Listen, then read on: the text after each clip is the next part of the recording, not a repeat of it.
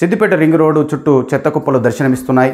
HR Nagar నుంచి నాగదేవత చౌరస్తా వరకు ఎక్కడికక్కడే డంపింగ్ యార్డులను తలపిస్తుంది. దీనిపై స్థానికులు ఆగ్రహం వ్యక్తం చేస్తున్నారు. చెత్త వేసేవారిని గుర్తించి జరిమానాలు విధించాలని డిమాండ్ చేస్తున్నారు. అధికారులు స్పందించి ప్రజలకు చెత్త నిర్వహణపై అవగాహన కల్పించాలని కోరుతున్నారు.